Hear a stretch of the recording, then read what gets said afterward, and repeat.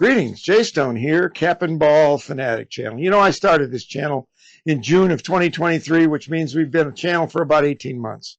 Every once in a while, starting at the beginning, I've had it as part of my mission to do a series of videos targeted at new Cap and Ball revolver shooters.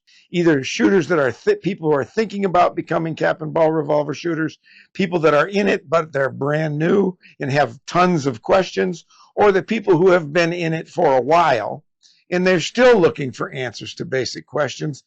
So I thought now would be the time to bring all 6 of those videos together in order in the video that you're about to see.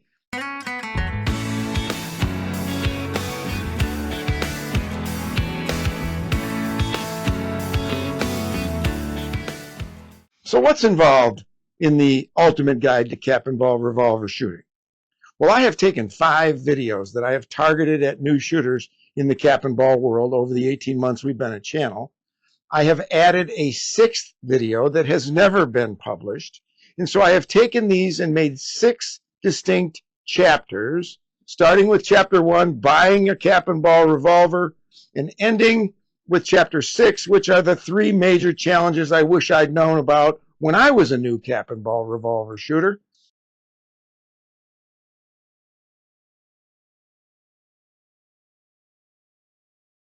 So it's a 2-hour video. It's a long video. Now, I recognize some of my regular viewers, you've seen parts of these or all of them at different times or parts of them at different times. So I'm not expecting everybody to spend 2 hours watching this video. But it is designed to be a reference guide. And I hope whether you're a new shooter, whether you're thinking about being a new shooter, whether you're sort of newish in this, but you've got a lot of questions like the ones I see on my channel and the ones I see on FaceTube on all these different black powder sites and Cap and Ball revolver sites, you should be able to get all of those questions answered as a new shooter here on the ultimate guide to Cap and Ball revolver shooting.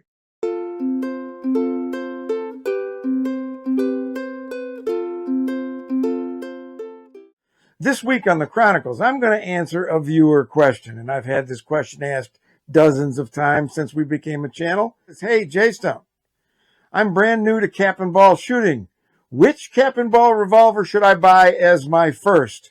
I thought this would be a great opportunity for us to deal with this question that I've talked about already, and that is, as a beginner, somebody that doesn't own a Cap and Ball revolver, which would be the best to start with? What would be the best starter Cap and Ball revolver? Now, everybody's got opinions on this, including myself. So what I'm going to do is I'm going to take you through some things to consider when you're considering which revolver that you want to buy. I want to make sure you get one that fits you, that works for you, and that gives you the best chance to stay in this hobby for a good long time. So I'm not going to say buy this one, but I am going to give you some things to think about and some information that comes from my experience over the years with all these various Cap and Ball revolvers that I have behind me, so that you can make a good choice, hopefully, for yourself.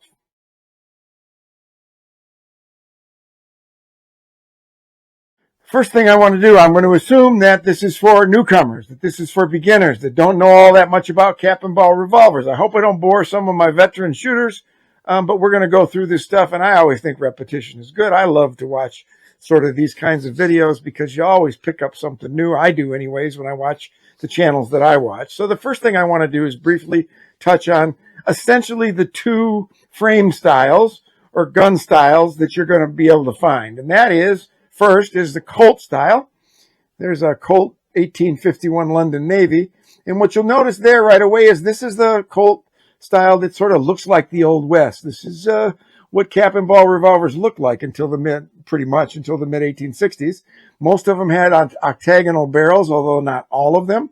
There is no top strap on this. It's called an open top, so that the cylinder spins open top. It's held in place, attached to the grip frame by a rather thick arbor that holds it in place. It's real sturdy. It's real good. And if you're worried about not having a top strap and it staying sturdy, remember that for many, many, many years in the 19th century, this was the peak of wheel gun technology. The second one are our Remington styles. And this is a Remington pattern cap and ball revolver.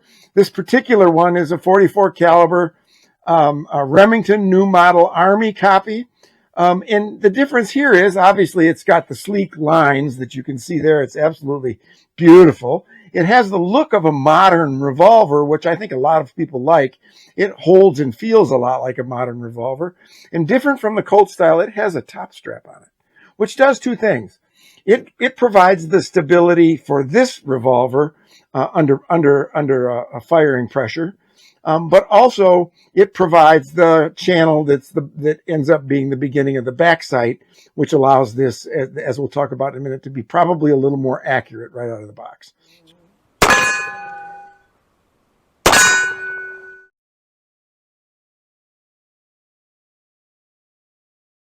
So the next thing we have to think about is what kind of metal or steel or material do we want our guns to be made out of? And there's really two types. There's a steel frame, case hardened steel frame, which are these. These are made out of steel. Okay. And then there's a brass frame. And you can get almost every gun that's made in steel frame and brass frame. This is a brass frame 1851 Navy. Now, what's the difference? Back in the Civil War, most of the guns manufactured in the Confederacy were made out of brass frames because they had material shortages and couldn't come up with steel. Most of the guns that were made in the Union by Colt and the others in the North were made out of steel or wrought iron at the time. And of course, their steel wasn't the steel of today. But here's the thing that you have to think about when it comes to steel, right? Steel versus brass. First of all, if budget is a concern, as it is for most of us working people, brass framed cap and ball revolvers are almost always going to be more inexpensive. But secondly, because brass is a softer metal than steel, it is recommended that we use the powder loads somewhat lower for brass framed guns than we do for steel framed guns. This is a 36 caliber Colt Navy, 1851 Colt Navy, just like this. Although one's made out of steel and one's made out of brass. If I shoot 20 grains in the one down on the bottom made out of steel of black powder, I'm going to shoot 13 to 15 grains in the brass frame, because over time it is believed, and I have seen evidence to this, that if you shoot the full load that we would shoot in a steel frame, over time that arbor that holds the gun together I was telling you about on the inside will start to work itself loose from the percussion of the cylinder back against the grip frame, and or some of the brass will start to crack and split under too much pressure over a long period of time. Now, so if you want to shoot heavy loads, and you know you're always going to shoot heavy loads, either because you're hunting or because you love the big boom when it goes off, then you're probably going to want to look for a steel frame cap and ball revolver, whether it's Colt or Remington.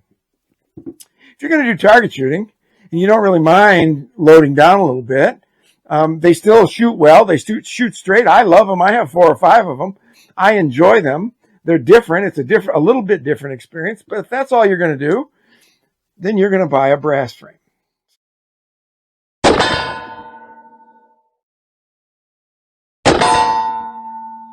Some people love the looks of the brass frame. There it is. Some people don't and prefer the look of the steel frame. I happen to like them both, but if I have a choice, I'm always going to take steel frame, but that's just me.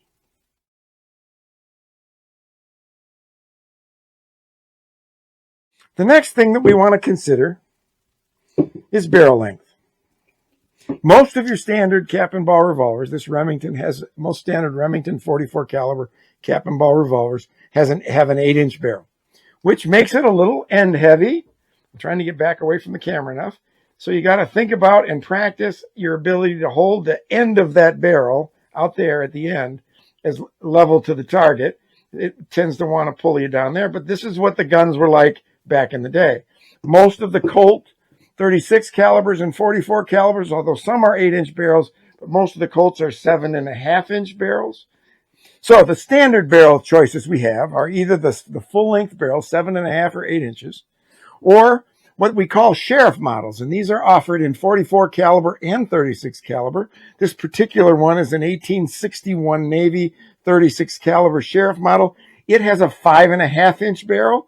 I love the short barrel ones. They're easier to hold. They're easier to hold without shaking, dipping, because it's tight to your hand, and they're a lot of fun. They're just as accurate as the longer barreled guns, in my experience. You get the same kind of, I did a test on one video. The muzzle velocity is the same with comparable powder loads. So there really is no difference other than one barrel is shorter than the other. Those are really nice options to have. And if you want to even go shorter than that, this is a Captain Schaefer. This is more of a pocket model. This is a 4-inch barrel, 36 caliber. You carry in a shoulder holster. But if you really want to be historic about short barrels, this is a remake of the 1849 Colt pocket model, the highest selling cap and ball revolver in the 19th century. It's 31 caliber, 5-shot with a 4-inch barrel. It's really a small little gun, and it's for carrying in your pocket or carrying in a shoulder holster, and it's an awful lot of fun.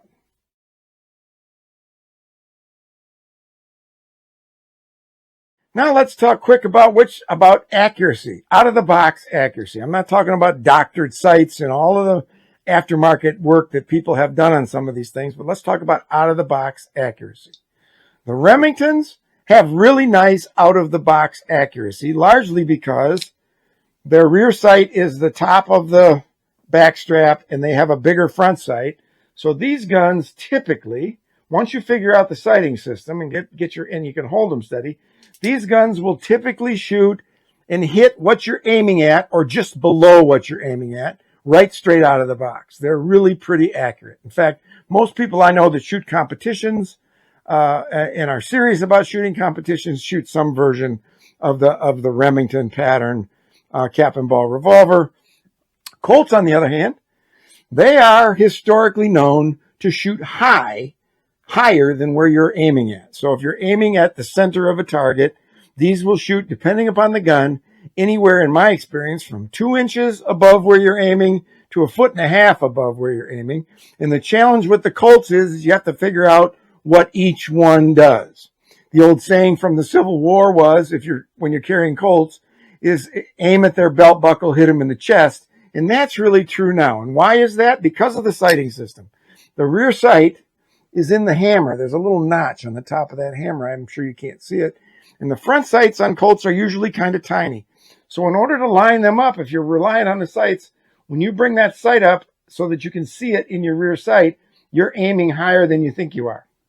So the idea here is learning how to deal with elevation in your aiming and in windage in your aiming. Elevation is top to bottom, high or low. Windage is left to right. And oftentimes, if I'm shooting at a target with a bullseye in the middle of it at 20 yards, I'm aiming 4 or 5 inches below the bullseye on that target, and that's going to bring my shot in at about the right angle. So it really comes down to what you want. I love the challenge of figuring out each one of these guns. I don't doctor the sights. I don't fix them. I want to do what they did in the 19th century. So I like messing around with it. It's a challenge. It can be frustrating sometimes, but it's a challenge that I happen to enjoy. Some people don't want that challenge. They like the challenge of figuring out a gun that actually shoots where it's aiming at. And I think that's probably why so many people love the Remington cap and ball revolvers, because not only does it look like a modern revolver, it feels like a modern revolver, but it sort of shoots pretty close to point of aim like a modern revolver. And there's nothing wrong with that at all.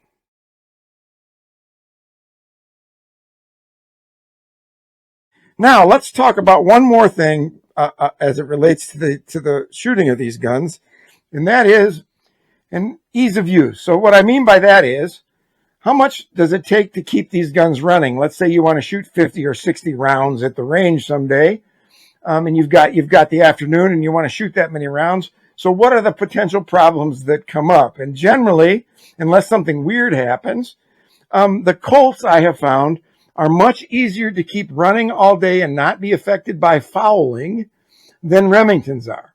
I have shot these. I have put 75 to 100 rounds through any one of my Colt models out on the range, one right after another, 3 hours on the range, and I have never had one of these have fouling issues, other than maybe the barrel gets a little fouled up, so I'm a little more inaccurate, and then you just swipe the barrel once with a patch and you're good. So the Remington, these Colts will run all day long, especially if you put lubed wads in your loads. I have another video on that. I'm not going to go into that today because that will help keep the fouling soft and keep pushing it out. Remingtons, on the other hand, are known historically. I have documentation of historians talking about comments back during the Civil War. They are known for having tremendous fouling problems. And I can verify that because I just shot this revolver a 3 days ago, and I put 36 rounds through it. And about halfway through that, I had to start turning the cylinder with my hand, because what happens is under this backstrap, for all the stability and good looks it gives you, that fouling builds up underneath that backstrap and in between the front of the cylinder and the barrel, which is the forcing cone, and it starts to stiffen up. And so what I have learned, with rare occasion, even with lubed wads, what I have learned that after 12, 18 shots, I have to pull the cylinder, which is easy, wipe it down, run out the barrel, put some more lube on it, and put it back on to keep shooting. So if I was going to shoot 75 to 100 shots in a range day with a Remington, and I have done it, that means I'm going to have to take this apart and clean it 3 or 4 times, take the cylinder out and clean the barrel and the cylinder and the base pin and lube them back up to keep them running. Where with the Colts, I don't have to do that. Now, somebody, when I said that in one other video, wrote me and said that they didn't know there was any documentation to that fouling problem. And I have it in a book called The Gunfighters by Joseph Rosa. If you're interested, it's actually there, and it's in a couple other of his books, famous Old West historian. In his books, he quotes people from the era in the war talking about they would fire 2 cylinders and their guns would be seized up, and they would not then turn into clubs because they couldn't fire them, and you're in a battle, you don't have time to stop and clean your gun. So the only problem that I see with Remingtons, and it's something that I don't particularly like, is the fouling problem. And I just had it happen 2 or 3 days ago. I ended up putting 50 or 60 rounds through the gun, and I had to clean it and lube it 4 times to keep the gun running. Or I would have had, when I cocked it, I would have had to help it along with my hand, which is something I don't like.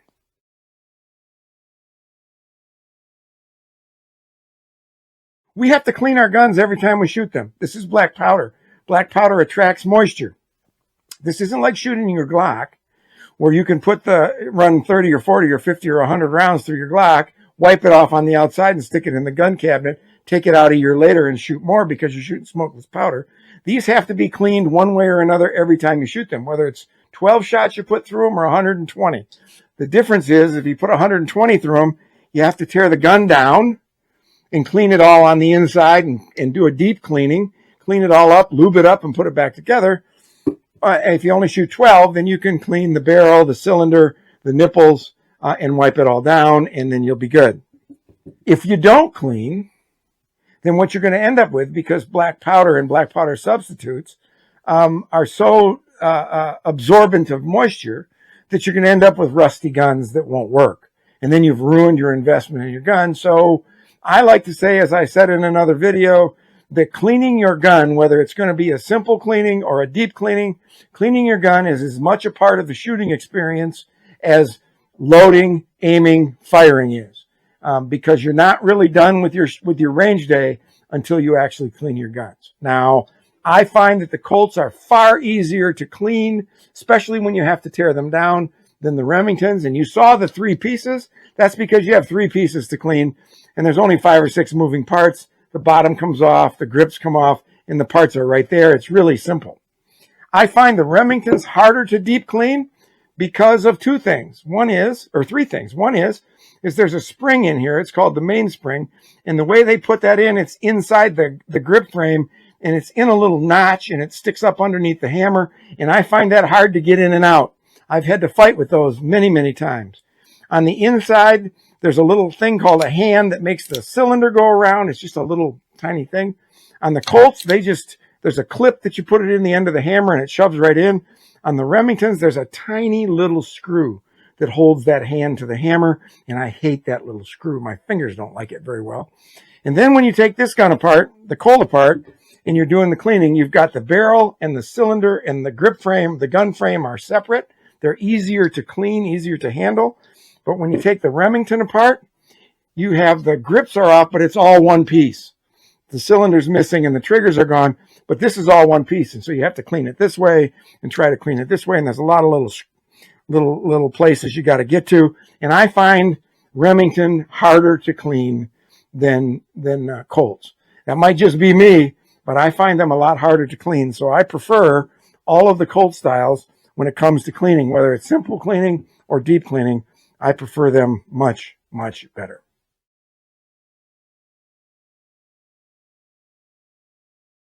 Last thing I will talk about is cost. And this is where the manufacturers come in. There's really two manufacturers of cap and ball revolvers these days, of modern replicas of cap and ball revolvers, and that's Pietta and Uberti.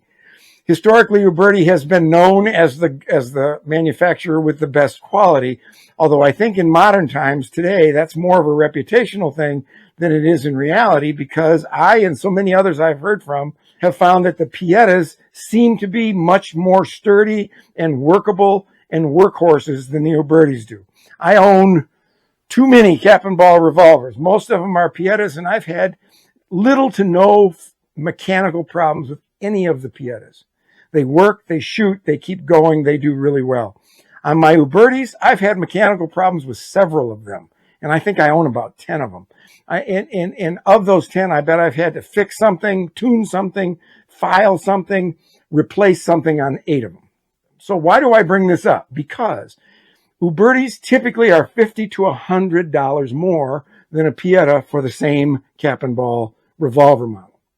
So if cost is an issue, I'm always going to buy Pietta when I can, because they're always going to be a little bit cheaper.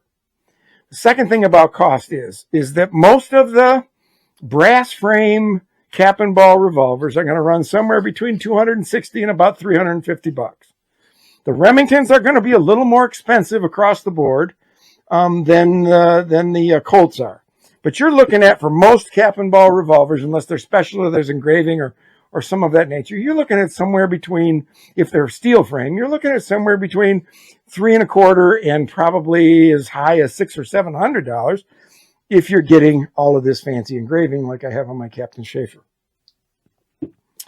They're much cheaper than modern firearms, but there's still an investment in them. So when you get ready to buy, you have to think about that and think about what you've got to spend and how much you want to invest in this. And that's why I think it's important that you invest in one that you're going to like. Okay, so now we've covered an awful lot of ground. We've talked about the styles. We've talked about this material. We've talked about barrel length. We've talked about ease of use on the range and fouling. We've talked about cleaning. We've talked about cost. So now let's get down to brass tacks here. Which do I like the best? I am a Colt fan. I love the Colt look. I love the look of the Colt cap and ball revolvers because I think they're really cool looking. I like the way they feel in my hand. I like the 36 calibers the best because of the 1851 Navy grip frame. I think they fit my smaller hands the best. I like 36 calibers because I have old fingers and the recoil's a little less, so it's a little more gentle on my fingers. Now, some of you who know my channel are going to say, yeah, but a year ago, that's not fair. You put out a video that was titled, I Hate Remingtons. And I did. It was with this particular Remington. But if you remember that video at the end, I said I was hating them less because I had a great experience with this. I've been shooting this gun for a week now. And you know what? I now like my Remingtons. You're going to see them show up. And I just got a second one. That's how much I like them. So you're going to see them show up in a video here real soon. So I favor the Remingtons these days. I'm not a hater anymore. I was a hater. The things I don't like about the Remingtons are more personal to me. The fouling, the extra cleaning, the things that I just don't like. But these are fine firearms. I think they're fine starter pistols because they feel like modern revolvers in our hands. And I think that's, in fact, most people I know would recommend that you get a Remington for your first pistol. There's nothing wrong with that. I'm a little different. I like the Colts. Wild Bill Hickok is one of my Old West idols. And he shot 1851 Colt Navies, cap and ball, up until the day he died. And if it was good enough for Wild Bill Hickok, it's good enough for me. And that makes them, to me, really, really cool. So in the end, that's my preference. But now you've got to figure out what yours is. And here's what I recommend. Don't just listen to this dope on YouTube. Don't listen to any other dopes on YouTube. We're just giving you our opinions, right? Some of us like Remingtons more than Colts. I like Colts more than Remingtons. So of course I'm going to recommend a Colt. And that's what other people do as well. Here's what I recommend. Find yourself to a store. Cabela's carries them. Bass Pro carries them. Go to a small store that carries cap and ball revolvers. Talk to the people there and hold them, feel them, lift them, hold them out straight, one or two-handed, however you're going to shoot. Get a feel for them, right? Cock them. Find the one that fits you the best. Don't worry about if it's a brass frame. Brass frames are just fine, right? If you like 44 calibers, but you're like me and you don't like the bigger grip frame, it's harder for you to hold them up, which is part of my problem with Remingtons and with the 1860 Armies, then you can get this that some people will call controversial. Many people think this didn't exist in the 19th century. I happen to think some version of it did. But this is a 44 caliber Colt model cap and ball revolver on an 1851 Navy frame, which for me gives me the pop of 44 caliber in the comfort of an 1851 Navy frame. These are probably the most popular selling cap and ball revolvers on the market. And how do I know that? Because there are more of these offered than anything else I can find. They're offered in long barrels and short barrels. They're offered in snub nose. They're offered all over the place. So if you want to shoot 44, but you like the feel of the Navy grip, and the only way you're going to know that is if you shot one or you've been to the store to hold it and compare it to the 1860 Army, then I would recommend a 44 caliber cap and ball revolver with a Navy grip. All right, so you've got a lot of choices, but don't make one until you can hold them. Don't make one based on people like me. We want you to get the gun that you feel good with.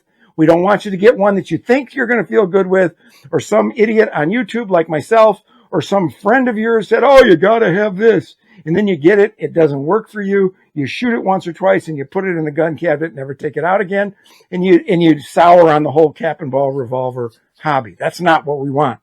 Find the gun that fits you and then have patience and learn it and check your expectations. This is not going to be like firing a modern firearm at the range. This is a whole different experience. From loading every single round to firing, to learning how to aim, to cleaning when you're done. This is a hobby of patience. And I want you to find a gun that you like that will allow you to invest the patience to fall in love with these things.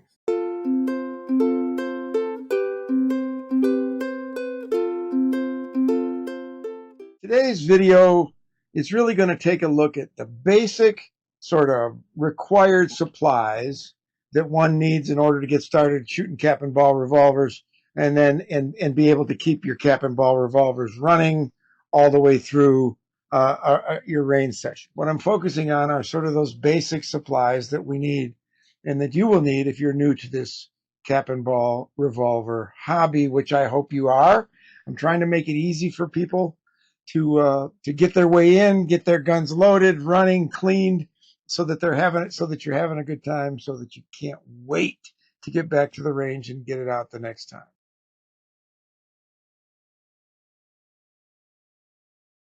So we're going to start with sort of basic hardware supplies. And so we're going to go through this pretty quickly. This video is not designed to explain how to use all this stuff. All right, so let's get started. We aren't to the shooting stuff yet, but we are to the tools and the hardware that I think are going to be really handy for you. All right, and the first one is a good set of gun screwdrivers. Now, these cost me about 35 bucks. They're by Wheeler, and there's a nice selection of. This thing is always hard to open, so let me get this opened here. You can see there's a nice selection of screws and there's a screwdriver handle and all these different screw heads. This is good, 35 bucks. If you're not familiar, not only are the screws on most of our Italian replicas soft and they get puckered up quite a bit, but the gun screws take a different screwdriver head than do your regular screws out here. So if you're going to go thinking going out and buying a $2 screwdriver at the hardware store, you're either going to have to do some modifications to it, or you're going to pucker up your screws, and we don't want to do that. The second thing that I recommend you get is a loading stand. Now you can make one of these. This one here is a Traditions. I got it online. For about 20 bucks. I got it like 6 or 7 years ago, and I use this to hold my gun when I'm loading it. I'm not coordinated enough to have it in one hand and do all this other stuff in the other. So when I'm at the bench, I'm at my range. When I'm loading, you've seen it on some of my videos if you watched, I always have my gun in one of these loading stands. It's kind of flimsy built, but here's the deal. I only pour the powders in there. When I go to push the balls or the bullets down, I take it off the thing and push it down so that I don't break that thing up. The other tool you're going to need, and I would invest a little bit of money in this, and that is a good nipple wrench. Now, because you got to take these nipples off and on these Cap and Ball revolvers a lot. Every time you clean them, you take the nipples off to clean them. And when you first get your Cap and Ball revolvers, they can be kind of stuck in there sometimes, and I like to be able to get them off and have the right tool to do that. Now, this cheap nipple wrench that you all see online by Traditions, don't get it. It won't.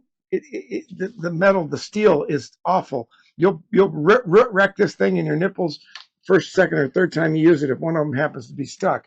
If you've got one around, I keep them around for the nipple pick that comes out of the back end of it, but that's about it. I have a couple of these. It took me a minute to learn my lesson, so don't get them. This style comes from, you can get these from Track of the Wolf. It's sort of a T style. You can get them from the people that make slick shot nipples. These are nice. You hold them like this, you get a good grip, and you turn. And they're fine. But the best ones, Ted Cash nipple wrench, ratchet nipple wrench. You can get them online at Track of the, or at Dixie Gunworks, and you can get them at Midway online. These are little wrenches. You get a little bit that fits your nipples, and this little wrench, and it's got an in and an outside. And I'll tell you what, if you have a stuck nipple, this works great. I've never had to have somebody help me get a stuck nipple out of one of my Cap and Ball revolvers since I bought one of these. It might be the only nipple wrench you ever buy. That's my recommendation. You're going to want to have a powder flask of some sort. These old style looking ones are kind of cool looking. They're a little harder to work with because of how they have to be loaded. And so these are good. I like them. They're a little more expensive. You can get these as much as 50, 60 bucks, but they look old. They look historically correct, and they're really cool. You can get them with a bunch of different designs on them. Or you can use the standard brass flask, powder flask like this, which I have many of these. What this does is you pour your powder into these, and from here you pour your powder into a powder measure. Now this is your typical brass powder measure. Down here at the bottom, you undo that screw. You see a grain weight by 10 grains each. So you find the load you want. If it's 20 grains in a Cap and Ball revolver, you line it up on the 2 and you close the nipple. You open this up. You take this. You pour your powder in here. Right?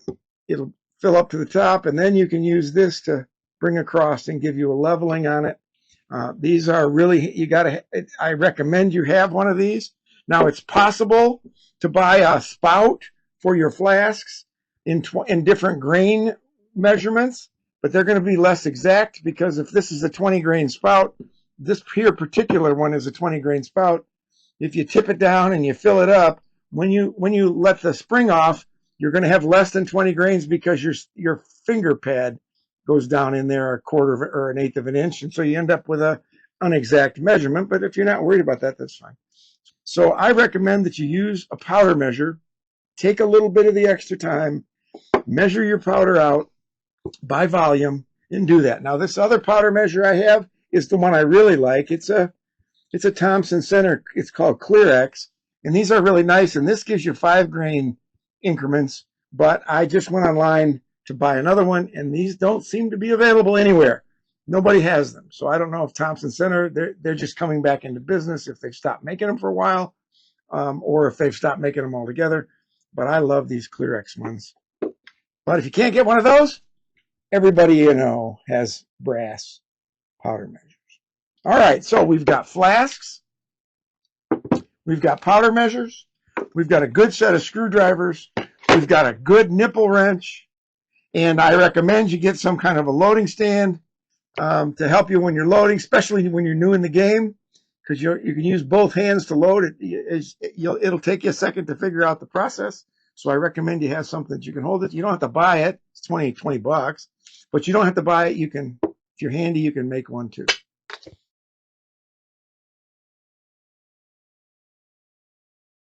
So this set of supplies are the things that make your cap and ball revolvers go bang. So we're going to talk about black powders, which are the three on this end here. We've got GoX, which is American made. We've got Schützen. We've got Swiss. And the two primary black powder substitutes, Pyrodex and 777. There's a whole bunch of other substitutes, but I don't have time to go into all of them. They're all similarly. Now, we've also going to talk about caps, primers, percussion caps, and cappers, and then we've got our round balls and our wads. So I want to go through this fairly quickly. I'm not going to explain much about how each of these work because I have another video that's part of this ultimate guide that I'm talking about, but it's also on the channel in the new shooter series, and it's called How to Make Your Cap and Ball Revolvers Go Bang. So let's get started. These are the real black powders. Now, the decision you're going to make between shooting real black powder and shooting a black powder substitute is going to really come down to two things. One is what you prefer, and two is availability in your area. The black powders are a little harder to find. You can get them online. GoX was out of business for a few years, but this is sort of the American standard, and it's back now. And I don't think its distribution is as good as it could be, but I know it's around, and it's good, fine black powder. It runs about the same in terms of velocity and energy and cleanliness as Schützen 3F black powder. That's this one right here. I shoot an awful lot of Schützen 3F black powder. And the gold standard of black powders on the market today is the Swiss 3F black powder, and that's this one right here. It causes much higher velocities and energy round per round than the Swiss and GoX.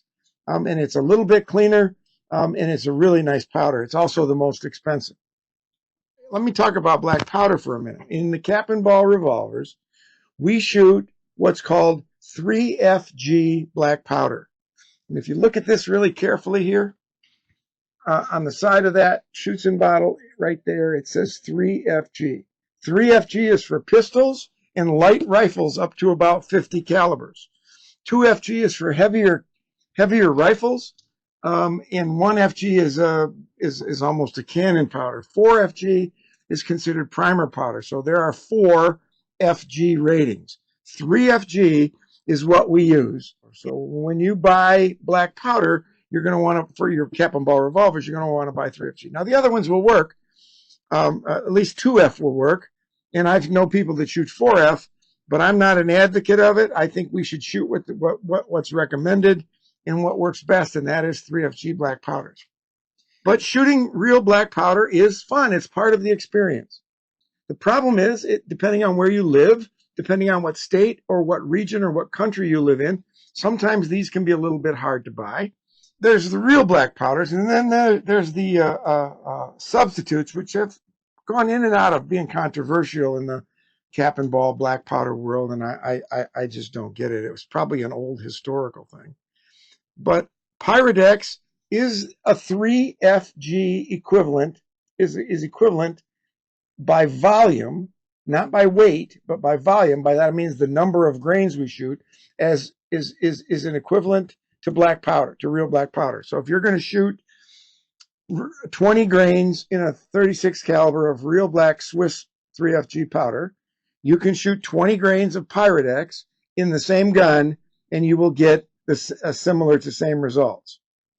777 is a little hotter, which by that I mean or a little more velocity and a little more energy, and it's recommended that you load 15% less of 777 by volume. I have a whole series of videos on the channel that compares powder to powder powder to Pyrodex, Pyrodex to 777 through a chronograph. And you'll get there's 4 of them or 5 of them, and you'll get a real feeling for which of these powders packs the most pop. And so I encourage you to find those, and who knows, that those might even be coming in a compilation ultimate guide all in one video here someday soon. So there's our powders. Now we have to talk about our caps, our primer caps. And these are your percussion caps. And there's 2 primary sets of percussion caps that work best for cap and ball revolvers. The best one are Remington number 10s. Now there's a line through that because this is one I've got half used. Remington number 10s fit all of our cap and ball revolvers, from the Walkers to the pocket pistols, big to small, excellently. These are the ones, the kind of the gold standard. But they've been a little hard to come by over the last few years, although in recent times, they're more available, and they're still available out there. They're still out there if you got to find them online. Another brand that works just as well are RWS 1075 caps. These are going to sticker shock you a little bit when you see them, because in the Remington 10s you buy 100, and they're about 12, 13 bucks per 100. And the RWS 1075s come in tins of 250. And so those are going to be around 30, 35 bucks. So you're going to think, oh my God, expensive caps. But if you break them down cap by cap, because you're getting 250 here, it's not too, it's very comparable. There's a brand out there called CCI, and they make number 10 caps. So CCI number 10 caps, please take my word for it and stay away from those. Those are smaller than the Remington 10 caps and the RWS 1075 caps. I have a bunch of them, and they don't fit any of my cap and ball revolvers. So we're going to want to not use those, or you'll get stuck with them like I am. I'm not sure what they're made for, but they aren't made for these Italian replica cap and ball revolvers, because I can't get them on hardly any of them. You can use CCI number 11 caps, which are largely cap lock rifle caps. And they're a little bit bigger than these, and they will slide off once in a while. They work just fine, but you'll have one slide off or get blown off with some in recoil or whatnot. And there's an old way to use those, which I've done thousands of times, which is to pinch them just a little bit to hold them on your nipples, and they work just fine. All right, so we've done powder, caps, primers. As a piece of equipment, you're going to want to have a capper. You can put these caps on your cap and ball revolvers with your thumbs and fingers, and if you use Remingtons, oftentimes you have to do that. But this snail capper by Ted Cash holds 100 caps, and it fits in your Colt replicas. It does not fit Remington replicas or your Ruger Old Armies. You can put them in a straight line capper, and there's some people that are selling something called a star capper, which looks like a star, and you put the caps on the end of them. I don't do those on my Remingtons because it takes just as long to load the capper, if not longer, than it does to just put the caps on my nipples with my thumb and my fingers. So when I'm shooting Remingtons for my Ruger Old Armies, I'm shooting them I'm putting the caps on with my thumbs. It goes quickly once you'll figure out how to get them straight and do it. But when it comes to Colts, I use and I shoot mostly Colts. This snail capper is you just snap it on, pop them on, and it goes really, really well. Here we have our round balls, and most of us shoot round balls. You can shoot conical bullets. That's outside the purview of this video. Go see my video on making your gun go bang, and you'll see those there. These are .380 round balls, and these are what I shoot. These are what I shoot in my 36 calibers, and these are .454 round balls. These are what I shoot in my most of my 44 calibers. Ruger Old Armies takes .457s, and sometimes Walkers and Dragoons I will shoot .457s in, but all the other replicas I shoot .454. Now, you're going to see in the documentation with 36 calibers that you can shoot .375. And I don't do that anymore. What you want is, if you watch that video, you want a lead ring when you push the round ball down in the chamber, and that lead ring that gets shaved off shows that round ball has sealed off the top of the chamber. With .375s, they don't always give you much or any of a lead ring. Sometimes it's a half of a lead ring, and what that tells me is that might not be sealed really well. I have found that .380s give me those lead rings in 36 calibers, so I shoot only .380s in my 36 calibers.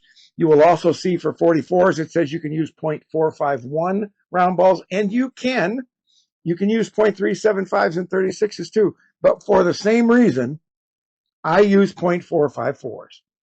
These are lubed wads, and they come either in 36 or 44 caliber. These are not, you don't have to shoot these, but I do for one main reason. So when I have my gun, I pour in my powder, I put in a wad, and then I put in the round ball. So the wad goes between the round ball and the powder. And what these do is it sort of follows the round ball out of the cylinder. And because they're lubed, it helps break up the fouling that is caused in the barrel of the cylinder. And it helps make cleanup a whole lot easier. If you don't use them, you're going to get dirtier faster. And that fouling is going to be kind of crusty. And it's going to cause you some problems, or it's going to make cleaning a lot more difficult. This is not only what I recommend using the wads, but it's also the historical correct version. There's articles going back into the 1850s talking about using everything from cork to cardboard to wool, and these are wool, as wads to help with fouling.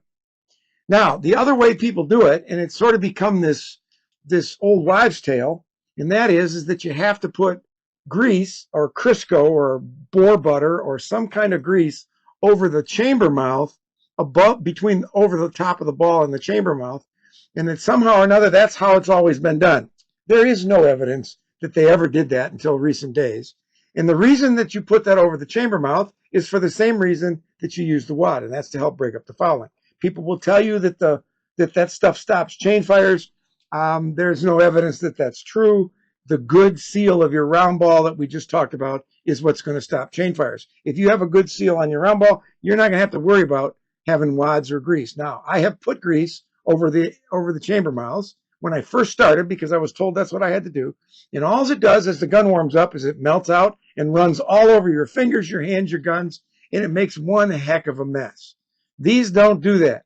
You can get these really cheap at Track of the Wolf. I buy them by the 500 for about $30, or you can make them yourselves. And I have made thousands of these wads by myself. So if you want to if your friends tell you have to put grease over the chamber mouths, go ahead and put grease over the chamber mouths. It doesn't hurt anything.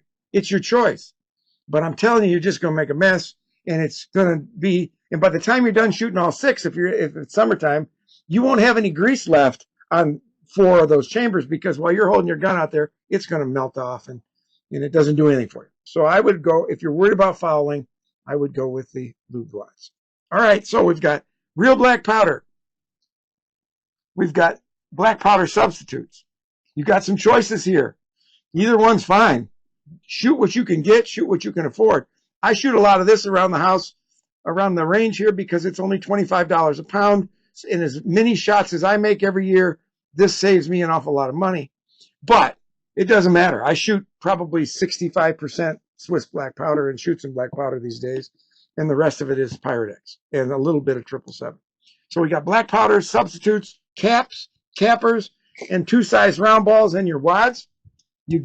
Make your choices, figure out what you want. You can buy the round balls, Track of the Wolf. You can buy them home cast. You can buy them from Hornaday that are all swaged, so they're perfectly round.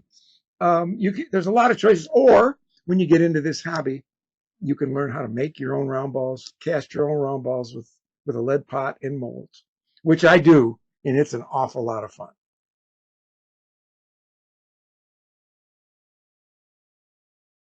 Since we're shooting black powder, your range session, your shooting session isn't over until you clean your black powder cap and ball revolver. I'm just talking here about what I believe the fundamental cleaning supplies are. Now, let me say this up front. If you talk to 500 people about what works best, what supplies work best for cleaning, you're going to get 500 different answers. I don't know that I'm any righter than anybody else, but for the years that I clean and all the guns that I shoot, thousands of rounds every year, you see all these cap and ball revolvers behind me, and there's more in the gun safe. I'm an addict. I've been shooting these things a lot. I've been using these supplies basically only, and I've never had any rust show up on my guns. Not once have I had any rust show up on my guns. So without getting too complicated, I think the best cleaning material that you can use is Dawn dish soap. I have a Tupperware pot that I use. I fill it with hot water. I put in a bunch of Dawn dish soap. It bubbles up good. And when I take the gun apart, even if I'm doing a surface cleaning and the nipples out, those go into this hot water of Dawn, and I let them sit there while I'm cleaning the rest of my gun. Now, the other base cleaning supply I use, a material I use is a Ballistol. This one is an aerosol spray. It's 6 ounces, about 10 or 11 bucks. I get it on Amazon. I get them by the 3 cans. They are about 31 bucks, and each one of these cans lasts me 2 or 3 months. This stuff I use for all of my lubrication. I don't use gun oil.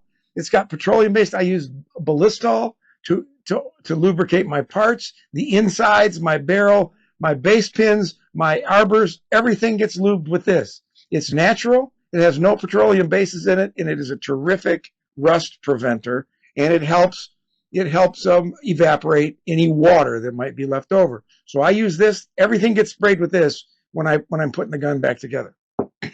But also a good base cleaning is something called moose milk.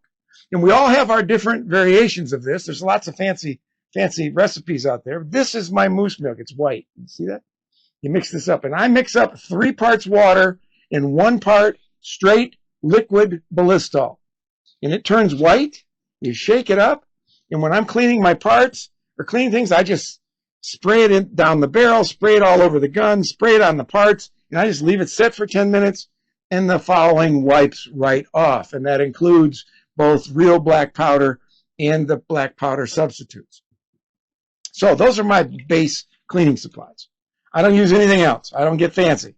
It's liquid aerosol or aerosol Ballistol is my gun oil, and a mixture of liquid Ballistol and water is my main cleaning stuff, my main cleaning fluid. And when I've got to soak something, especially if I've done an awful lot of shooting, I will soak it in Dawn and water. Those are the 3 things. Now, what other supplies do you need? You're going to need a lot of cotton patches. We all know that, right? You can cut them out. I cut a lot of them out of T-shirts, or you can buy them. They're fine. And you're going to need a lot of Q-tips. I go through a lot of Q-tips. But this is a little secret weapon nobody told me about, and I had to figure it out. And these are pipe cleaners. And I hadn't even thought about pipe cleaners since the 60s. But these pipe cleaners, I get them 600 at a time from Amazon for about $6. And they last for an awful long time. And these really do clean down in the screw holes, down in little tight spots. This is great to have. You can use them to clean out the inside of your nipples if you want to. These are fantastic, so I recommend you get some pipe cleaners. Of course, we've got our screwdriver with a couple of different head sizes, but this is something that I recommend. This is a revolver field cleaning kit. I don't know if you can see that good or not. It comes like this. It's got a little hole in the end, and what's on the inside? Hear the stuff on the inside? Take the bottom of it off. Let me get this out of the way. Pour out the stuff that's on the inside. And what you have on the inside is a cleaning rod that will fit almost every one of the barrels of your Cap and Ball revolver. I've got brushes, wire brushes, that fit my 2 calibers, 36 and 44. I've got cleaning jags, 44, 36, plus a couple other ones because I shoot some 31s. And I just use this as carries all of my cleaning supplies, or my cleaning tools. And it costs about $9 at Walmart. You can get them online too. I've seen them, I think, on Dixie Gunworks, about $9, $10. And these are great things to have. And then, of course, I have a little tin that carries my nipple wrenches, different size nipple wrenches, because I have different guns. And then this is kind of ugly, but you're going to want a tube of any anti-seize lube grease that you can find, because you're going to want to put that on your nipples after you clean them. You're going to put a little on the nipples to put them back in, and I put my nipples in finger tight. Don't wrench them down, because then they always come out and they won't rust in there. All right, so the issue is, there's my base supplies. Really simple. I have a case that I keep at home with all this stuff in it, and I have a smaller case that I take with me when I'm going away. So I always use some version of this, whether it's on my cap and ball revolvers or on my muzzle loading rifles. Every gun that I clean, this is all that I use. I don't use anything else. All right, so there's the 3 categories of supplies, basic supplies that we need to have in order to partake in this hobby on any given day. All right, thanks for watching.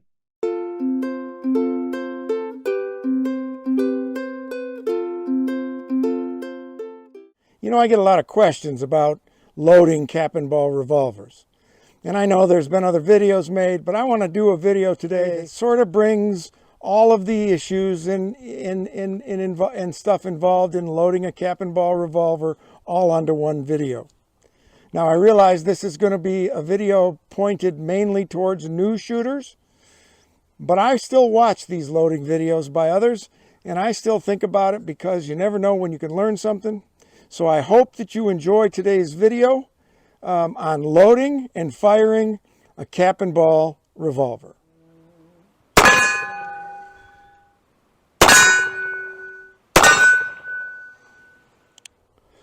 Okay, so in today's demonstration, I'm going to be demonstrating on one of my 1851 Navies with the ivory grips. It's engraved, as you can see. It's a beautiful gun. I call it my Wild Bill Special. I featured this on an earlier video. Okay, so here's what we do to start. Gun's on full, the hammer's down now. We'll put this on half cock so that our barrel can spin.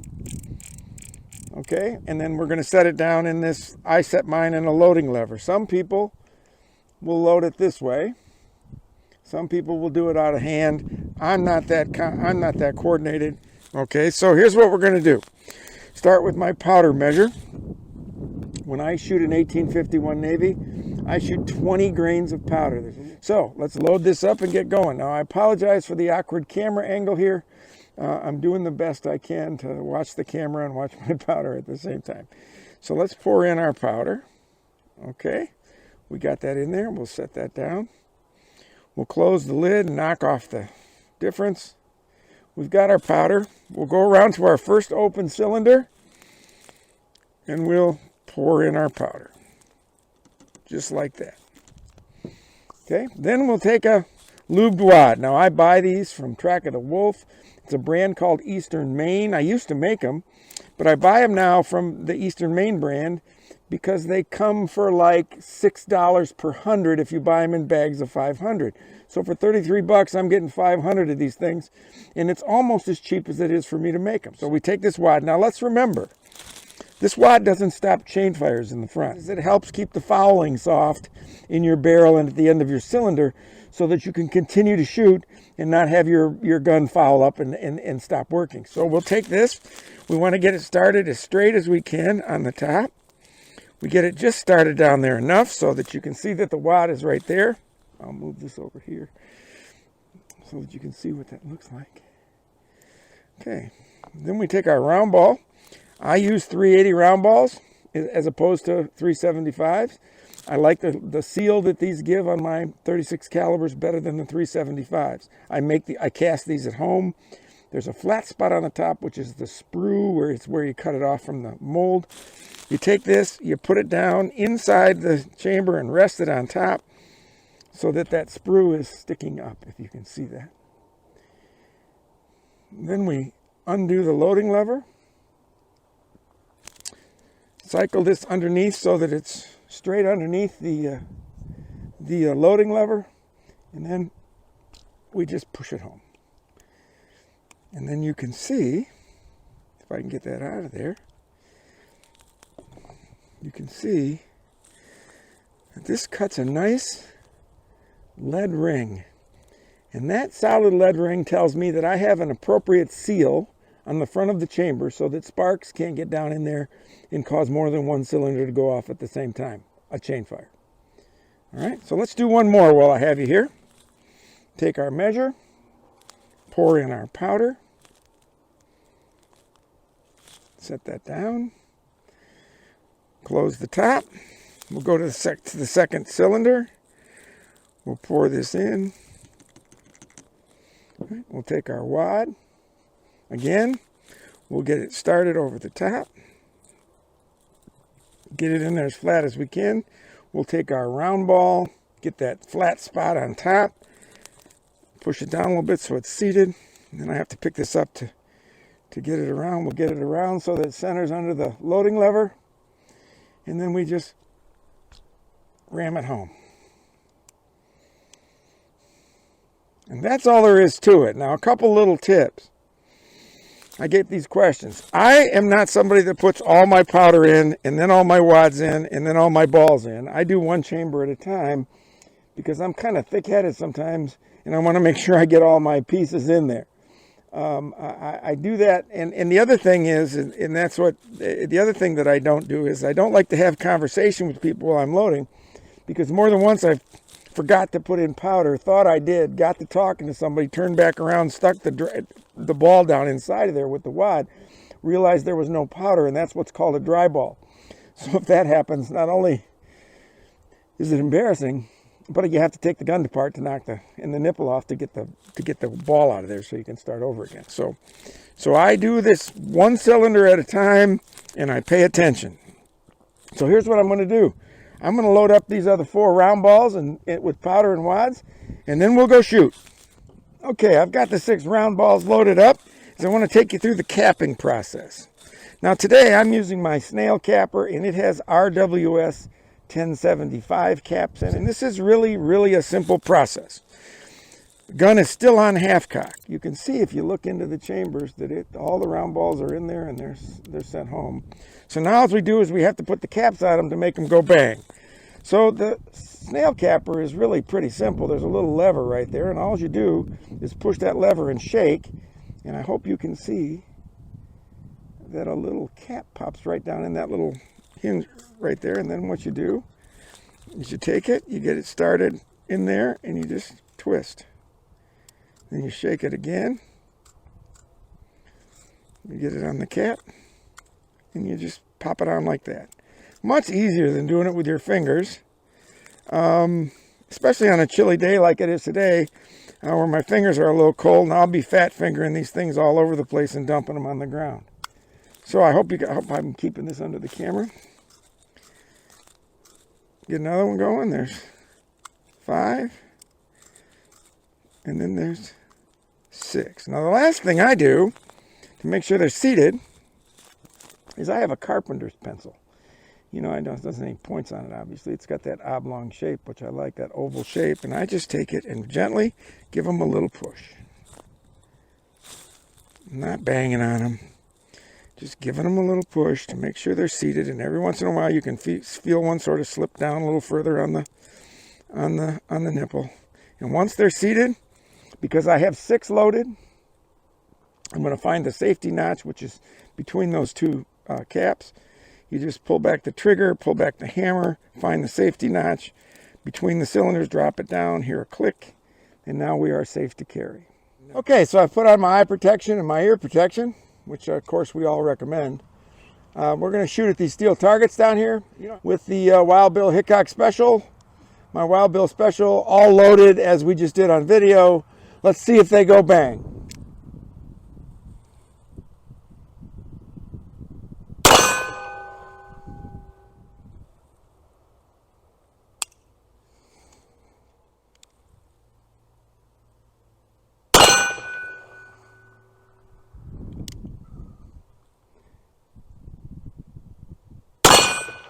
Now what you saw there was a cap that blew off in recoil. And that's a cap that's supposed to fit, and that happens from time to time.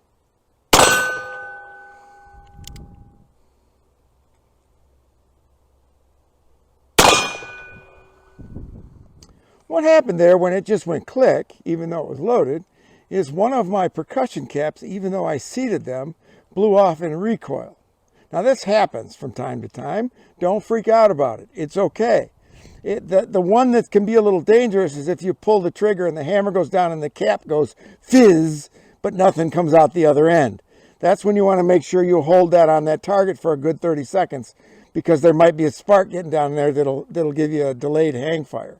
But when this sort of thing happens, don't get worried. You notice I just kept shooting my string, went and got another cap, and here we are. We're all loaded back up. It's right next to the hammer, so we're gonna shoot this last one and See what happens. And bang. All right, let's go load up some conical bullets and see how those do.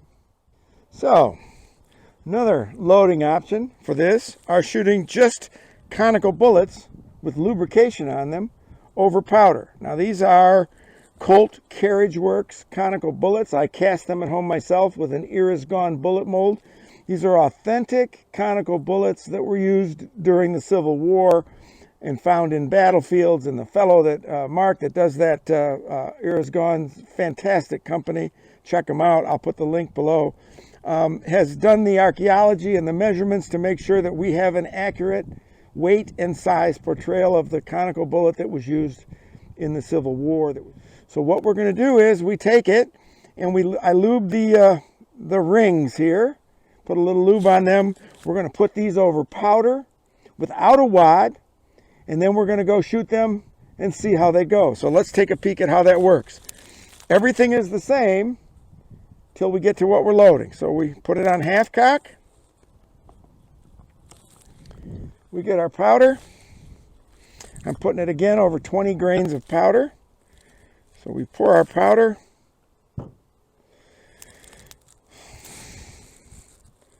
Pour it into the cylinder. And now, when we seat these, I'm going to try to get this under the camera again. You see my powder's right in there. See, there's a little lip. There's a flat bottom on these, and then there's a little lip about 1/8 of an inch up. What we want to do is we want to seat these so that my fingers are cold, so that it seats on that little ring, and that pushes it down, and then we can rotate it under the rammer. We can get it leveled up, and then we just push it home. So let's do that one more time. Take our powder measure and our flask. We'll pour our 20 grains of powder in. Close the lid. Pop it down inside of that cylinder. Make sure it all gets in there. We'll take our conical. We'll seat it in the chamber mouth, the flat bottom, so that it goes up to the little ridge right there. I hope you can see. And once it's there, we bring it around, get it centered under the rammer, and we ram it home.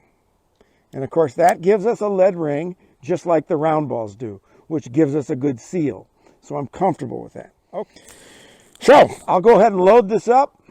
I'll cap it up because we've already seen that, and then we'll go see how they do. Okay, we're ready to take shots at these steel targets with our 6 conical bullets over powder. This time, because I lost the cap the last time, I brought my capper in case I need to replace the cap. So let's give it a go and see what happens. If you see that camera shaking a little bit, it's because it's windy here in Michigan today. All right, let's see.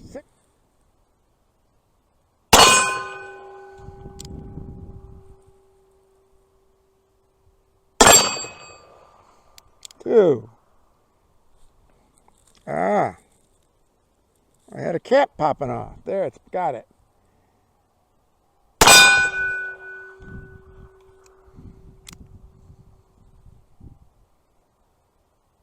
I don't know why I always miss that target. A little capstock.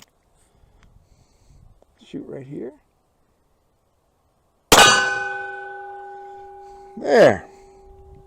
When are conical bullets best? If you're shooting a little longer range. So I would say anything over 50 yards and above, the conical bullet's going to be more aerodynamic, and it's probably going to give you better accuracy over the long haul.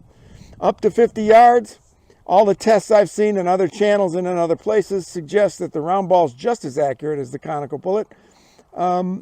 So it really comes down to what you prefer, right? There are a lot of people who believe the conicals are more historically correct to sort of the Civil War period and beyond, and they probably are, actually. Now we're going to go load some paper cartridges, which really was the prevalent way of carrying and loading cap and ball firearms from the beginning of the Civil War through sort of the end of the cap and ball period, which would be the middle to late 1870s. I know that the cartridge guns came out in the early 1870s, but in those days, just because they came out doesn't mean people could get them. So the cap and balls were used right along, but after the sort of the Civil War period, the prepackaged paper cartridges really did become the way that people mostly carried and loaded. So let's go look at them. We'll load them and see how they do. So I have these paper cartridges here. They are Colt Carriage Works conical bullet, like the ones we just fired, over the top of 17 grains of 3F Schutzen powder in a what amounts to a combustible cigarette rolling papers. I use the Guns of the West combustible paper cartridge kits. They're inexpensive. They work really well. I'll put the link in the notes, in the program notes below. So what do? This gets a little tedious to make these sometimes. So on bad weather days, in the winter, when I'm snowed off the range, I'll sit around watching a ball game or something, and I'll make paper cartridges so that I have them when it comes time to shoot. Now these were carried mostly in little wooden boxes of 6 that allowed for the carrying. Some of them allowed for a little place to carry 6 caps, and they were wrapped in what becomes an iconic wrapper that you've seen many times. I'll put a picture in this video of them in the wrapped boxes right now, and you'll see that that's how they were carried in little pouches on their belts, called cartridge boxes. So loading these is really simple. We've got everything here we need. We've got lube over the top, we've got powder, we've got a ball. So what we do is we put our gun back on half cock, and we take this and we slide the cartridge down into the chamber as far as we can, down to about the top of that bullet. We roll it over underneath the loading lever. We get it centered underneath our loading lever, and we ram it home. And you'll end up with a little bit of leftover paper, lead ring, paper, lube that comes out that way. So there's one. So let's do another one. We take our paper cartridge. It's all in one, so we don't have to do it more than once. It's really easy to load. We slide it down into the chamber as best we can. Get it down there as far as we can. We rotate it under the loading lever. We drop the loading lever, make sure it's centered, and we push it home. Really simple. I might as well just load the other ones while we're here. Drop it down in there. Make sure it's down in there fairly tight, so it'll get under the loading lever. Center it. Drop it down. Get our paper cartridge. Put it in the cylinder. I hope you can see that. I hope I'm staying in front of the camera. Load that down. Push it down with my fingernail. Bring it over. Center it. And push it home. And then one more. We have our cartridge. Get it down in the chamber. Push it down as far as we can. And load it in. All right, we've loaded up 5. Easy peasy, right? All right, so I'll get this capped up, and we'll go shoot it up. All right, we're going to shoot our 5 paper cartridges that you just saw me load. Why do I only have 5 instead of 6? No good reason other than it's late in the season and I'm running out of paper cartridges, so those were the only 5 that I had. So we're going to do this. We're going to load with the hammer is now down on an empty chamber. So let's see if they'll go off.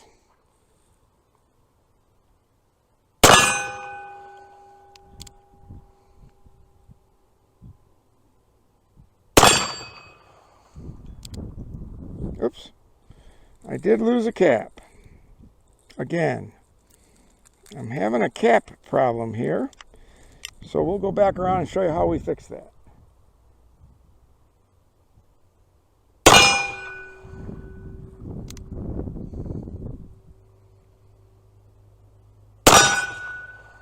Okay, so we lost the cap, But here's what I do. I've brought my capper with me. I've located the loaded chamber. It's right there. I just take my capper out.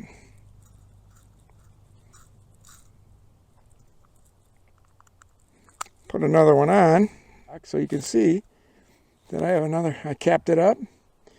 Now we'll just bring it around, drop it on an empty cylinder right before it, and let's see if we can't hit that little steel target way up in the back there. A little more of a challenging shot. And I missed it. Well, it's not the paper cartridge's fault that I missed. It's not the gun's fault that I missed. I got a funny feeling it's my fault that I missed. Well, listen, that's shooting paper cartridges. You can see that we've gone over three different ways of three different types of ammo and loading for your cap and ball revolvers.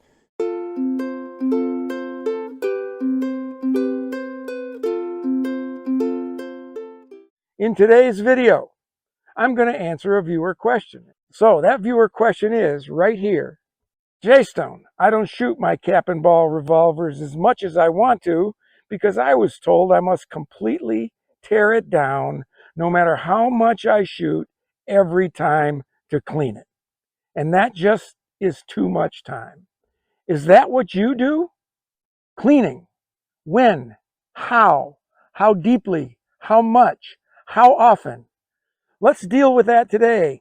I want to start by saying what I'm going to describe to you, my philosophy on cleaning, when to deep clean, when to field clean, how many shots it takes, all of the stuff you're about to hear is my philosophy. It works for me. It's a process in a belief system that I've developed in my time with cap and ball revolvers. That is not to say that those of you who are watching out there, and I love you for watching, who do it differently is wrong. I'm no expert. I just do what works for me. So I'm going to explain the process and philosophy of when I clean and how I clean to you. We can have a conversation about it. If you differ with me, if you have ideas on things that could make my process easier, if you like some things, if you don't like some things, that's fine. Put it in the comments. Again, I'm not trying to be the expert here, the end all be all. I'm just going to show what I believe and what I do in hopes that gives you all some choices. But what I really want to do is answer these people's questions, because if cleaning is stopping you from shooting your cap and ball revolvers because you think you have to tear it down every time you shoot, no matter how many times you shoot, I'm here to tell you right now, in my opinion, that is nonsense.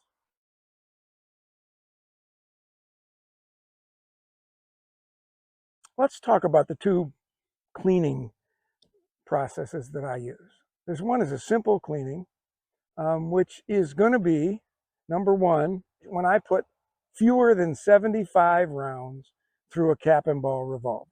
Now, there are some exceptions to that, and I will get into those in a minute. But if I'm taking my cap and ball revolver out to the Cap and Ball Fanatic range or here to the club to shoot, and I'm going to put fewer than 75 rounds through that cap and ball revolver, I am not tearing it all the way down to the studs to clean it that day, with a couple of exceptions. And what are those exceptions? The main one is, well, there's two of them really, but the main one is if I am in a very humid climate. And in Michigan here, you think, well, Michigan, you're in the north. Isn't that refreshing? No, where I happen to live in Michigan, Lake Michigan is about 20 miles from us. And so it gets to be tropical here oftentimes through the summer. In fact, today humidity was again at 70%. Or for those of you that live in very humid conditions, if I put more than 30 rounds in my cap and ball revolver, I'm going to tear it all the way down. Why? Because the ignition powders, black powders, 3F black powders, and the Pyrodexes, they soak up moisture. And the more humid it is outside, the more that's going to soak up moisture. So that's number one, if it's very humid. If it's dry conditions, 75 rounds or less. If it's really a dry time, I might go as far as 100 rounds. Now, the second reason that I would deep clean after fewer than 75 rounds is if I know that after today's shoot, when I put 60 or 70 or 80 or 50 rounds through my Cap and Ball revolver, if I know that I'm not going to shoot that gun again, it's going in the gun safe and it's not coming out for a while. I'm not talking about a week or two or even a month, maybe even 6 weeks. I'm talking about it's going in the gun safe. It's July. It ain't coming out till November. If that's the case, then I'm going to do a deep clean. Okay? So there's 2 exceptions to my 75 shot and below rule. Other than that, I'm going to let my revolvers run till I get 75 rounds through it or so. I'm not going to stop when I get to 75 if I'm in the second time shooting. I'm going to keep going, and that night or that next morning, it's going to be broken down and cleaned up because I've sort of crossed that threshold. And why is that threshold?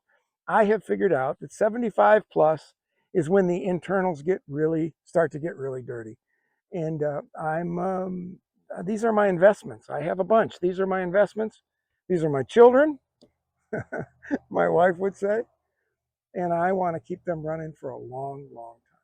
And that's what I've learned. I've kept track of this. 75 shots plus, I deep clean. Less than 75, I do a simple cleaning.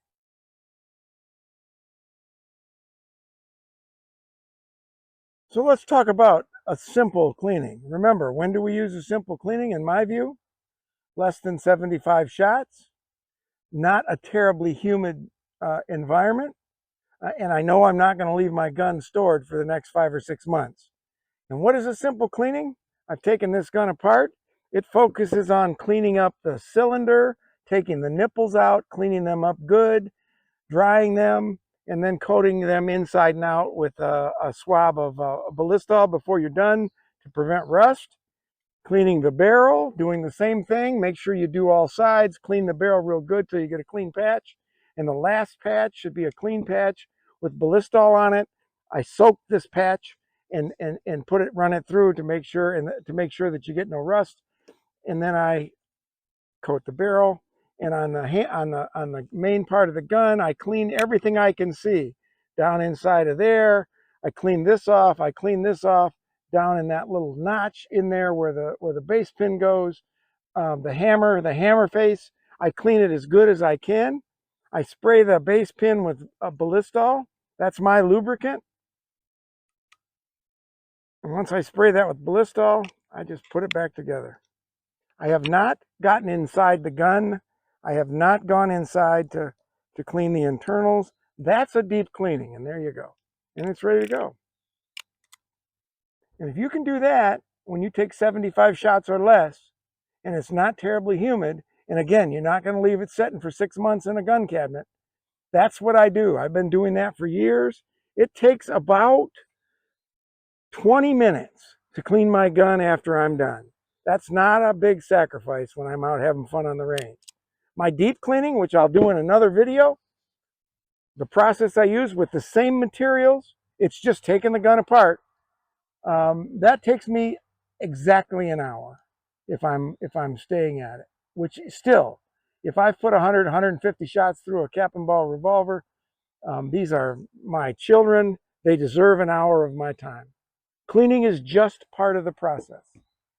But to answer that question again, and I want to say this as emphatically as I possibly can, you don't have to tear it down every single time. That is a myth that's out there. And you're also going to hear people say, well, if you shoot Pyrodex, you do.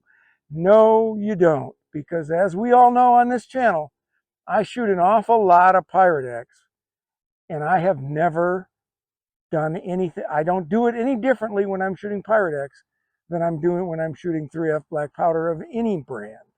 In fact, the black powder tends to make the internals dirtier than the Pyrodex does, in my humble opinion. So don't let that hook get you.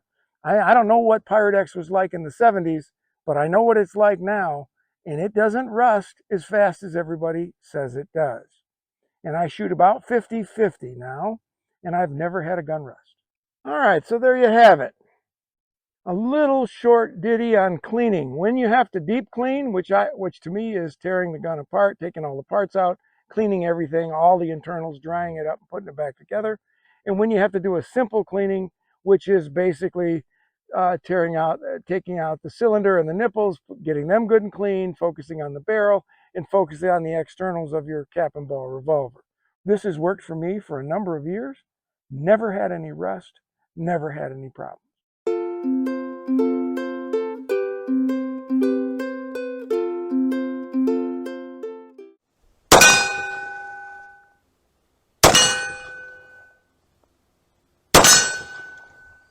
Hey, welcome. Jay Stone here, host of the Cap and Ball Fanatic channel. Welcome to our first of what I hope become many question and answer sessions here on the Cap and Ball Fanatic channel. You can see it's a beautiful day on the ranch. We're standing at the top of the shooting range, and what a better day to deal with a question that I've received twice. And that question is it safe to carry a fully loaded and capped cap and ball revolver around in your holster, in a belt, in a sash, in a pocket? And if so, how do you go about doing that? Well, we're going to answer that question today because I think it's a real important question. Anything that has to do with safety is a really important question. But first, I did some research on this subject because I didn't want to just talk off the top of my head, give you my opinion. We have enough just opinions around, so I did some research. And lo and behold, I came up with, we're going to use the words from two people you might have heard of. One is from Samuel Colt, the originator of the Colt revolver company back in the day. We're going to use his words, and lo and behold, I found an interview with Wyatt Earp when he was being interviewed for his book, Wyatt Earp, Frontier Marshal, that speaks directly to the subject. So let's use Wyatt and Samuel and me and others I've known and see if we can't come up with a reasonable answer to this question. And I will say up front that it is in fact possible to carry a fully loaded and capped revolver on your person. And there's really two ways that are advocated, and now we're going to cover them both today. So the decision in the end will ultimately be left up to what you feel the most comfortable with in your world. So let's first start with Samuel Colt, and we'll use his words from his loading instructions, original loading instructions of the 51 Navy and his cap and ball revolvers. And on there, after he described how to load powder and ball, he says, and I quote, "To carry the arm safely when loaded, the hammer should be let down on one of the pins between each nipple at the end of the cylinder." So Samuel Colt is advocating for the use of the safety pins on the revolvers. And let's take a peek. And Remingtons have the same sort of thing, except they're notches. So we'll talk about that in a second. So in order to demonstrate this, I brought out an empty spare revolver cylinder. And you can see it's a little awkward to get there, but you can see there between each one of these nipples, there's a nipple right there, there's these little pins all the way around. There's 6 of them all the way around. Those are the safety pins that he's talking about. So to demonstrate how we do this, and this is something that you need to practice if you're not a veteran at this stuff, and I practice it now just to be safe because I don't want an accident when I use this method. So this is a Uberti 51 Navy with a 5-inch barrel. It's a nice little pocket shooter caliber. So let's take a peek. So we've loaded, we'll put this on half cock, right? We've loaded, this is unloaded by the way, we've loaded and capped our revolver, and now we want to carry the gun fully loaded and capped. So what we do is we spin the chamber until it's lined up between the nipples, and you should be able to see that right there, right? And then we grasp the trigger, tightly grasp the hammer, pull back the trigger, line it up, drop it down between the nipples, and then give it a twist till it clicks in. This is now safe to carry. Now, it relies on there being no problems. The pins are engaged by that little notch at the bottom of the hammer right there. So you don't want to mess with that. And you want to check to make sure your safety pins haven't been worn down. But when you go about doing this, you're loaded. One more time. You line it up between the nipples. You drop it down on there. You give it a little twist to hear that click. And now we are safe. For the Remingtons, it's essentially the same thing, except instead of the pins, the Remingtons have a notch between the nipples. And you do exactly the same thing. You rotate it, get the hammer over the notch, and you drop the hammer down in the notch, and it gives you a tight, safe carry with a fully loaded cylinder. So yes, it is according to Samuel Colt, and I carry this way, especially at home. When I'm shooting here on the range, I load in my shed there, and I come out here to shoot down range. So I'm only walking about 8-10 feet to get there, and it's completely safe. I've never had a problem, but I do recommend, if this is new to you, if you haven't done this before, that you take an unloaded cap and ball revolver and you practice from half cock. Starting at half cock, you practice lining up the nipples, pulling the trigger back, getting a tight grip on that hammer so that it doesn't snap away from you. Get a tight grip on that hammer, load it up, and then gently let it down and give it a twist. And you should practice that until it's second nature. Okay? You want to make sure it's second nature. So, we've got one answer to the question from Samuel Colt. So now, let's see what Wyatt Earp had to say about this. Now, Wyatt Earp was obviously one of the great legendary gunfighters of the Old West, and he lived until 1929. But just prior to his death, he was interviewed for his book, Wyatt Earp, Frontier Marshal. And while historians have had some problems with some of the events he claimed in there, this is a direct interview, and I'm sort of going to take this one as being a direct interview. And I'm going to have to read, this is about a paragraph long, but this is Wyatt Earp in his words talking about this issue directly. I have often been asked, said Earp, why 5 shots without reloading were all a top-notch gunfighter fired when his guns were chambered for 6 cartridges. The answer is merely safety. To ensure against accidental discharge of the gun while in the holster due to a hair trigger adjustment, the hammer rested on an empty chamber. As this was widely known and practiced, so in that, if you think about what Earp said, he's saying that the gunfighters of repute, and he mentioned some names earlier. This is a lengthy interview that I want to do a video on at some point because it's really important and really cool. He mentioned the Bat Mastersons and Wild Bill Hickoks and Bill Tillmans and the people that he ran with. This is what they were taught back in the old school, that you always carried your hammer down on an empty chamber because of safety. You didn't want to discharge from the holster. You wanted to be safe. So we now have 2 answers to our question, right? One is from Samuel Colt. It says it's perfectly fine to carry a fully loaded and capped revolver down with the hammer down on the safety pins. And 2 is from Wyatt Earp, who says the great gunfighters of the day, those who were respected and respected the trade, always carried 5 loaded chambers with their hammer down on an empty chamber. Question. But let me tell you what's not ever okay.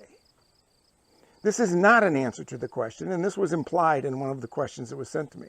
It is never going to be safe, nor should it be okay, for you to carry a fully loaded and capped cap and ball revolver with the hammer down on a cap. Hear me again. It is never going to be safe to carry a fully loaded cap and ball revolver with the hammer down on a live cap. Okay, because too many things can happen. Remember, those caps go off with a bang. So if you're walking out in the woods, if you're walking around and you've got that down on a cap and something drops, you fall, you bang into something, your clothing gets caught your heavy clothing or whatever you're wearing gets caught on the hammer and jerks it back a little bit, whatever may be the case. It's just not okay to do this. Now let me tell you what I saw during my research. Okay, and this is how myths get started. And quite frankly, this is how people get hurt. And this is how we have so much nonsense going around out in the cap and ball world of, oh, I've always done it this way and it's the way it should be. I looked and found an article while I was researching this from a big magazine in the gun industry in the United States, Guns and Ammo. And there was an article in there to introduce readers to the joy of cap and ball revolvers. And after he whined about how hard they are to load and how often you have to clean them and all that stuff, here is what the man said.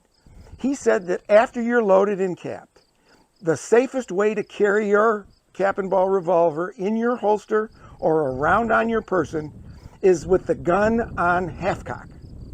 Now I want you to hear that for a second. He's advocating in a national, maybe international magazine to new shooters for cap and ball revolvers that it's okay to carry your gun on half cock. This is asking for trouble. I don't know about you, but I've had a couple of revolvers where the half cock mechanism failed, right? So what are we going to do? Just shoot your leg off? Come on. He didn't know anything obviously, about the safety pins. So what have we learned? So what have we learned here today?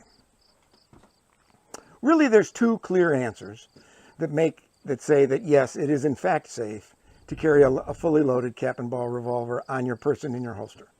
According to Colt and my experience and the experience of millions of others, I'm sure, when you fully load your cap and ball revolver and they're capped, as long as you're able to use the safety pins, or in the case of a Remington, the safety notches, that it's going to be okay to carry the cap and ball revolver loaded in a holster.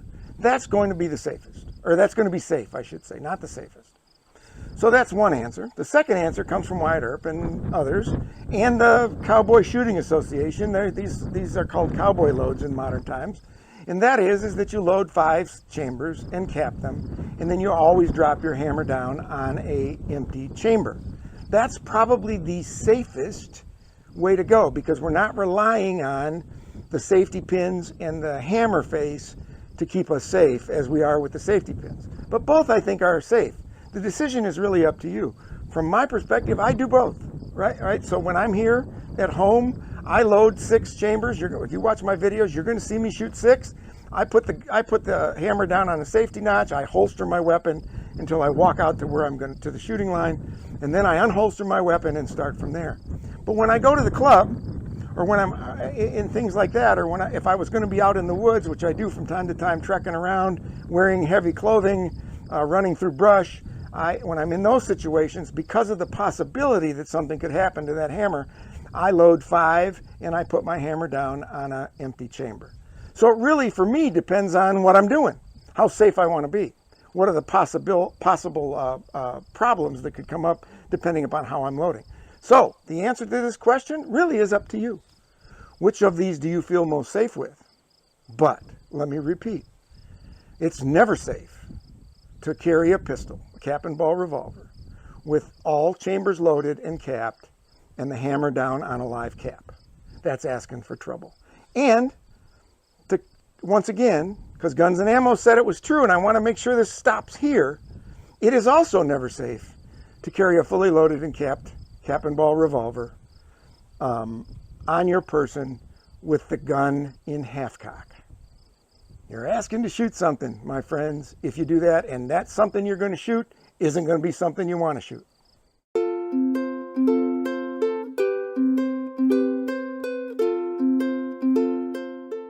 So in today's video, we're going to look at 3 major challenges that every new cap and ball shooter has to overcome and come to grips with if they're going to find themselves involved in this hobby for a long period of time. And if you stick around till the end, we'll give you several ways to overcome and beat these challenges so you too can become a cap and ball fanatic.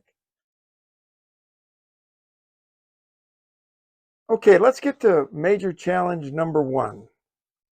And that is what I call the slow, deliberate, and focused loading process. And that's exactly what it is. This is nothing like loading your modern firearms. This is nothing like that at all. And you've got a lot of choices, and I'm going to go over some of them. I have seen new shooters, friends of mine, who come out to try they want to try cap and ball revolvers. They've read about them, they've seen about them, they watched them on YouTube. They're really into it. They came over to my range.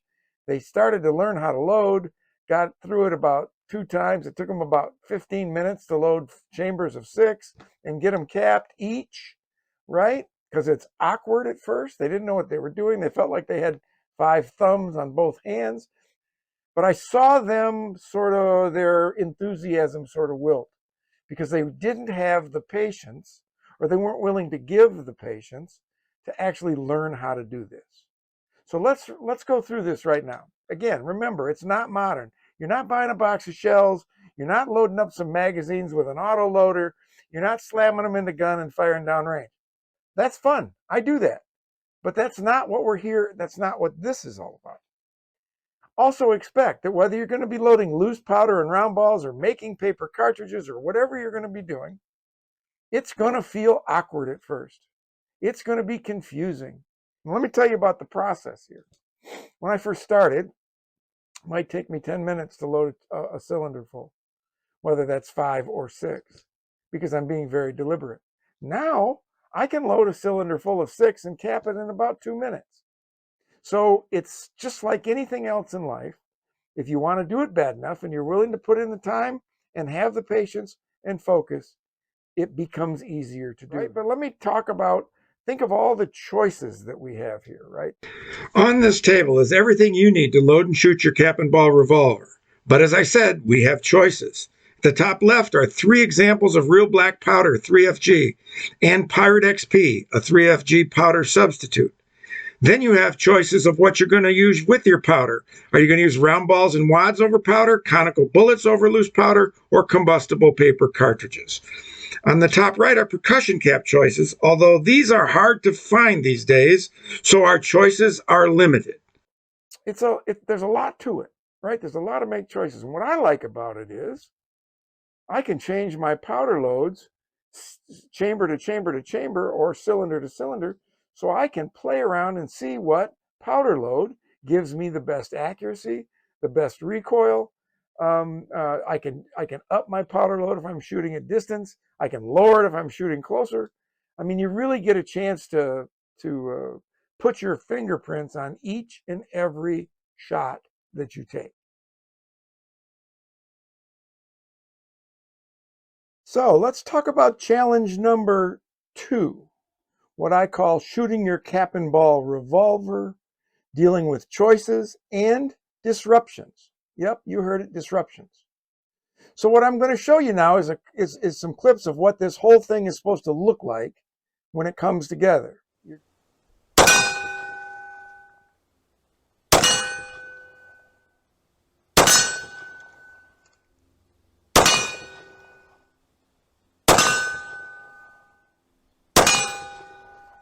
So you can see from a process perspective, everything loaded was right, everything was capped right, all the caps worked all the time, and that was a lot of fun. And I'm sure you've had a lot of fun with yours too. But one of the things that we need to prepare new shooters for, just like with the loading process we talked about earlier, are some of the choices and some of the things that happen along the way that are different from shooting modern firearms, including modern revolvers. Number one is obviously different from some of your modern semi-autos with larger magazines. You only get 5 or 6 shots depending upon how you choose to load, and then you're back to the loading table. Right? So you get 5 or 6 shots and you're back to the loading table, which for some people becomes a burden. And that's what we're trying to overcome here. As my loading acumen has gotten better, the number of shots that I take in a shooting session, which for me is an hour and a half or so, and I shoot most every day. Back when I first got started and I was all thumbs trying to load my cap and ball revolvers and I was being really deliberate. And so, a good hour, I would get off, 18 to 24 reasonable shots in an hour, hour and a half, and be real happy with that. But as I've learned to load more quickly and more efficiently, now I can go out in an hour, hour and a half, and I can get off somewhere between 36 to 50 shots. Depends on if I'm in a bit of a rush, which I don't like to be. This cap and ball revolver hobby is not one that I like to rush through, and I don't encourage anybody else to rush through it. If you're going to do this, give yourself a little time so that you can go out and you can sort of enjoy the process. Now, the next thing is you'll see that in that video, I was shooting one-handed. If you watch all of my videos, I'm always shooting one-handed like they did back in the 19th century. I do that because to me, it's more historically correct. To me, that's growing up watching Westerns on TV and in the movies. That's how you shoot 6-shooters. So that's why I'm working at it. It's harder. It's a heck of a big challenge. I've had to strengthen my right arm a bit so my gun doesn't shake all over the place. But that's a choice that I make. But let me tell you, most people I know who shoot cap and ball revolvers religiously do most of their shooting two-handed, just like you do with a modern firearm. So don't worry about that. Shoot what's comfortable to you. Shoot what makes you have the most fun, because in the end, hitting targets is what makes this a lot of fun, right? So we don't want to make it so hard that we can't hit anything, although that brings us to our next point that you have to deal with, and those are the different varying points of aim of these modern replica cap and ball revolvers. Now, if you like to shoot Colts, which are my favorite because they're sort of iconic looking and they sort of look like the Old West, you have to know that most Colts, not all, but most Colts don't shoot where you aim them. They shoot anywhere from 2 to a foot high. So you got to learn to aim low. The Remington revolvers, they tend to shoot a little closer to the point of aim. Their sight system's a little better than the old fangled Colt, where the back sight is in the hammer, as the top of the hammer, and the front sight is a little post up in front. So you got two choices there too, right? A lot of folks, and there's nothing wrong with this, a lot of folks start doing surgery on their sights. They put in new sights, taller sights, target shooting sights, so that they can aim, so they can hit what they're aiming at directly. As you can probably tell, I like to shoot things the way they come out of the box, and plus I'm not very handy, so I don't want to screw my guns up. But I tend to try to figure out how to aim off, which is the way of figuring out your elevation, which is top to bottom, point of aim, and your windage, which is left to right, point of aim.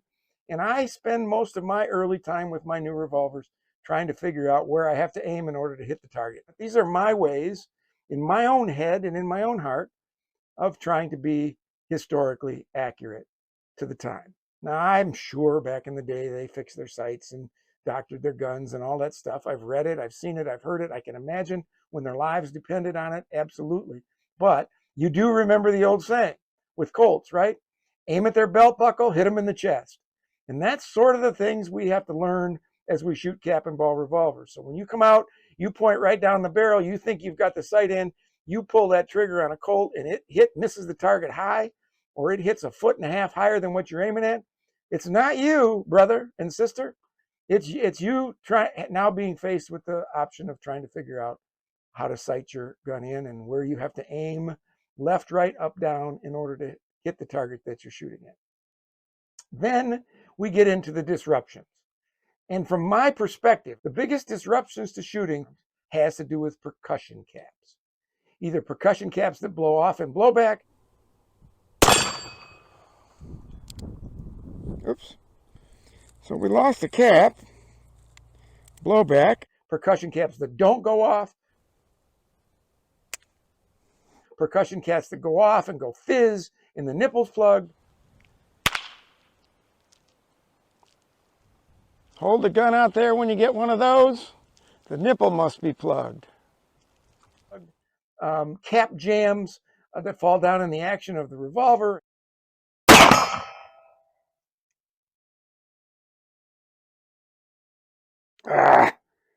As you can see, everything about cap and ball revolver shooting is a bit of a process, different from what we're used to. And I think this can get on the last nerve of some new shooters if we're not there to explain it. And that's why I'm doing this, is because I want you to sort of know what you're getting into before you get there, so that you can accept it, deal with it, if it's something that you want to deal with, and not have it become something that drives you away.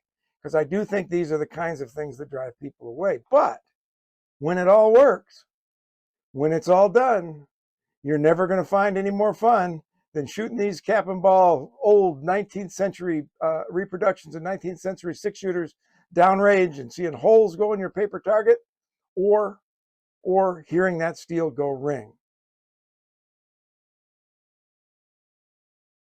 All right, let's talk about major challenge number 3. That is cleaning your cap and ball revolvers every time you shoot. This is not a tutorial on how to clean your cap and ball revolvers.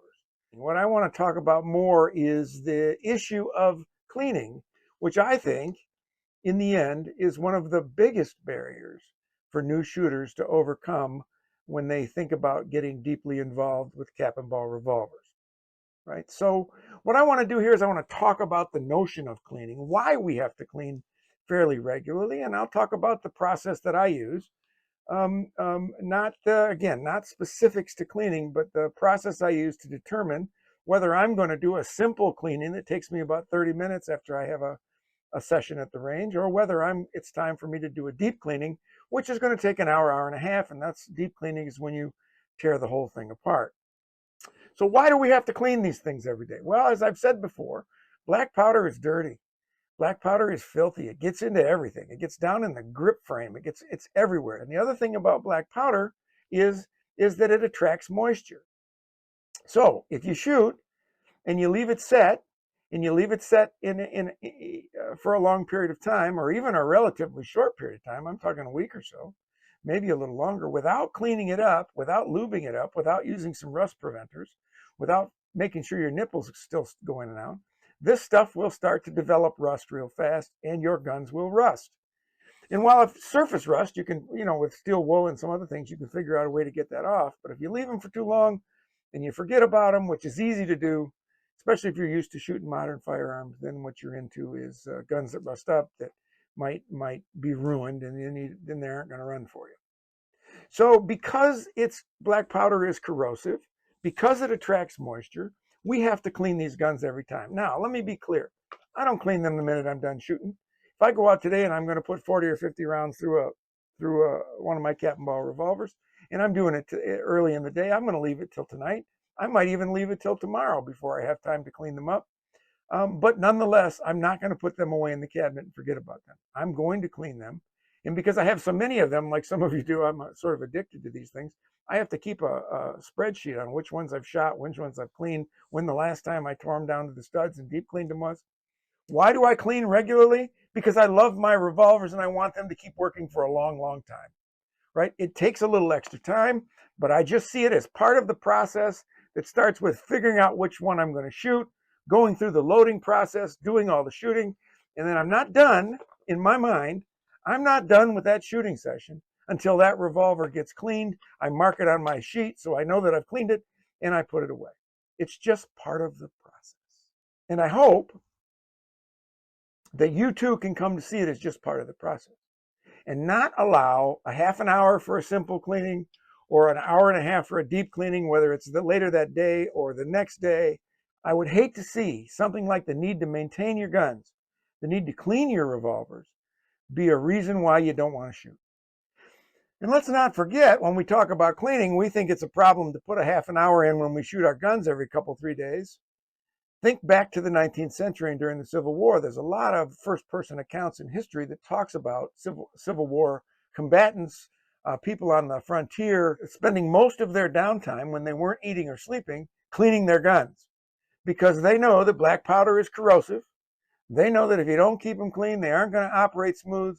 And what is it the Wild Bill Hickok says when he was asked why he cleaned and reloaded his 1851 Navies every single day?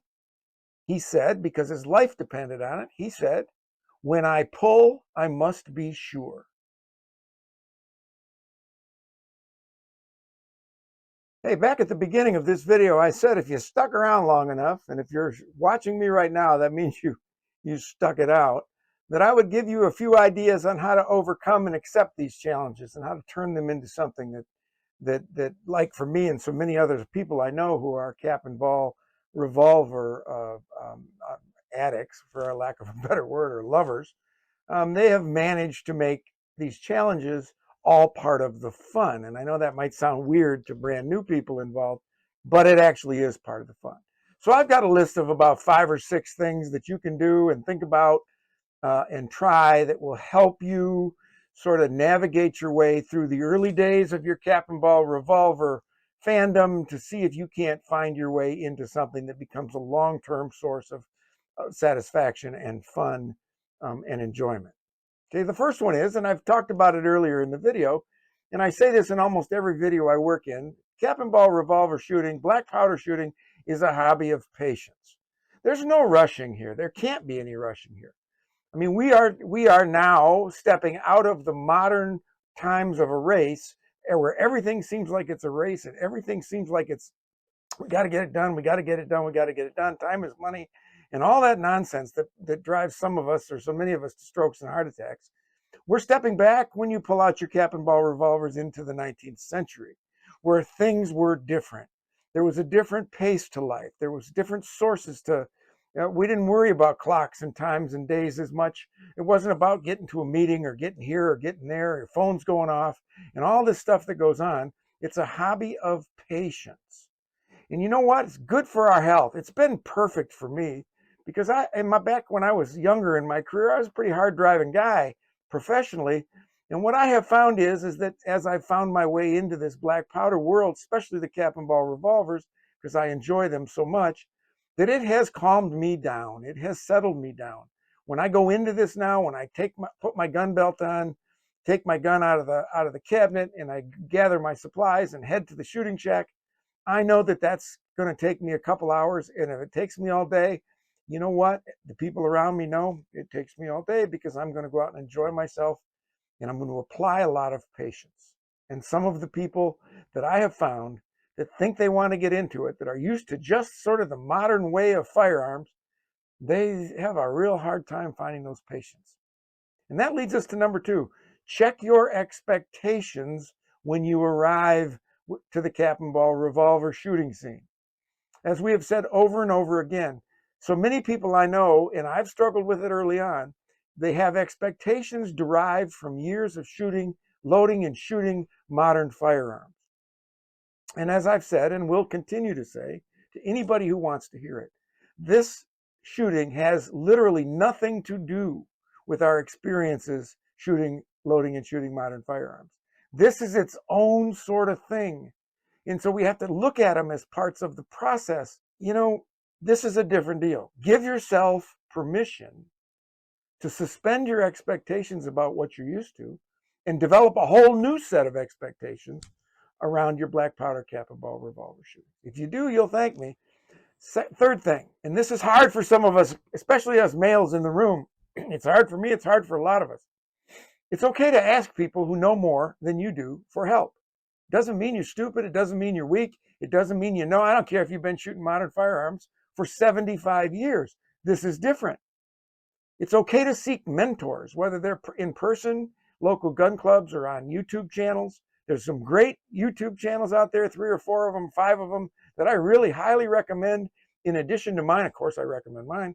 But there's people that know a lot more than me that go into things that I'm not going to go into. And so it's okay to seek a mentor. I have mentors for things in my life. Some of them are older than me. And you know what? If somebody knows more than me, I don't care if they're 25.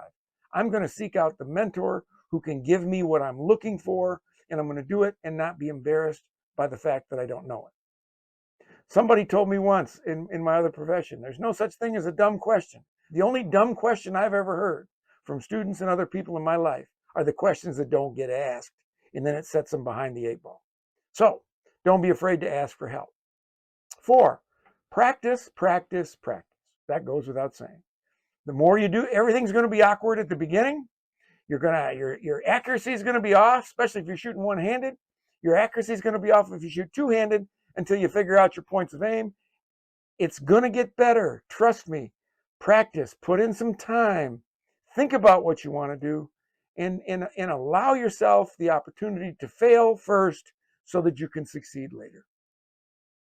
This is a big one to me, number 5, and that's you have to have an appreciation for the history of these firearms, and I think the 19th century. Now, I'm not talking about being always historically accurate. I'm not talking about the notion that some folks come on the FaceTube and act like they're the history police. I'm not talking about that kind of dedication to history, although it's kind of fun to do it. But there's a time and a place, right? I'm talking about an appreciation of the times, of the fact that these revolvers that we think are so rudimentary and are so different from our modern firearms, that 150 years ago, these were the pinnacle of firearms technology.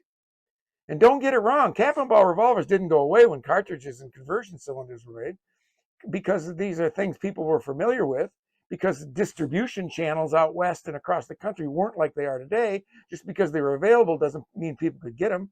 And incomes were so low, people used cap and ball revolvers on the regular all the way into the early 20th century. So these aren't things that just evaporated in the 1870s. Maybe we could all learn a little something from knocking off a little bit of the pace of our lives and going back to some of the slower pace of the 19th century. It might let people like me live a little bit longer and at least a little bit happier. And then the last one, truly, I mean this, relax and have fun. Just have a blast. Just get into it for the experience. Don't put any pressure on yourself. It doesn't matter. It doesn't matter if you're shooting 8 out of 10 on the bullseye. None of that really matters. If you want to get good enough with these things to go to competitions, then you can worry about it a little bit if you want. I do shoot competitions, but I don't care if I win. I'm out there to have fun. And if I happen to get a a prize or a bead or my name at the top or near the top of the list, that just gives me reason to talk trash to some of my friends. I don't really care. I'm not going to the Olympics. This isn't life and death like it was in the 19th century. This is fun. So relax and have fun. I hope you enjoyed this video. A little bit different kind of video than what I'm used to making. I know there's a lot in here for new shooters, but you know, as an old-time shooter, I like to go back and watch the videos I watched when I first got started and really rethink sometimes what I'm doing here, because it's easy to get off track. So even for veteran shooters, I hope there's something in here for you. Well, there you have it. The first ever ultimate guide to cap and ball revolver shooting here on the Cap and Ball Fanatic channel. I hope you enjoyed it. I hope you watched all of it, some of it, part of it. It's there for you. It'll be there as a reference guide. And we've got more of those coming in the future. Weather permitting, we'll be back out on the range soon, making some new cap and ball revolver shooting videos. I'm Jay Stone. Thanks for watching. We'll see you again on down the road the next time.